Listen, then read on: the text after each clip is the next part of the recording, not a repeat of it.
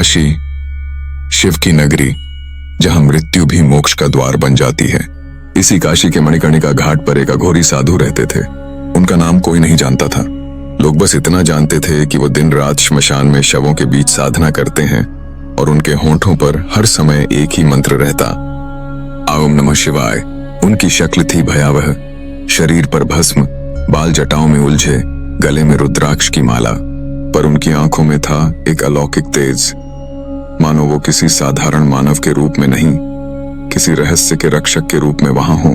कोई उनके पास नहीं जाता, लेकिन कुछ ने उन्हें रात के अंधेरे में रोते हुए देखा था, जैसे वो शिव से कह रहे हों, हे भोलेनाथ, मैं यहाँ हूँ, आपके मार्ग पर, आप कब आओगे? फिर एक दिन आश्विन की अमावस्या की रात, घाट पर चिता जल रही थी। चारों ओर सन्नाटा था। अघोरी एक ताजा शव के सामने बैठ गए साधना में। गंगा की लहरों की आवाज थी और मंत्रों की गूंज। तभी शव ने अपने आप बोलना शुरू किया, ओम नमः शिवाय। अघोरी कांप उठे। ये स्वर उनका नहीं था।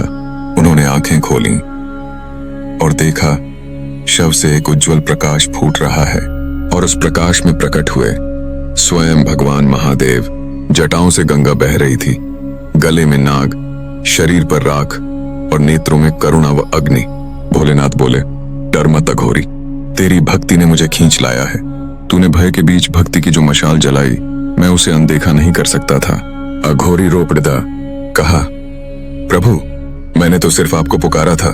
जीवन भर श्मशान मेरा घर बना और आपका नाम मेरी सांस। महादेव मुस्कुराए, बोले, तू अब इस घाट का रक्षक है।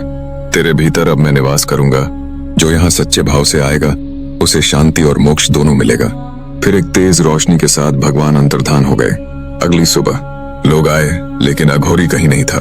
बस जहां वो बैठा करते थे, वहां एक रुद्राक्ष की माला पड़ी थी और एक चमत्कारी शिवलिंग, जो अब भी गर्म था, जैसे अभी अभी जागृत हुआ हो।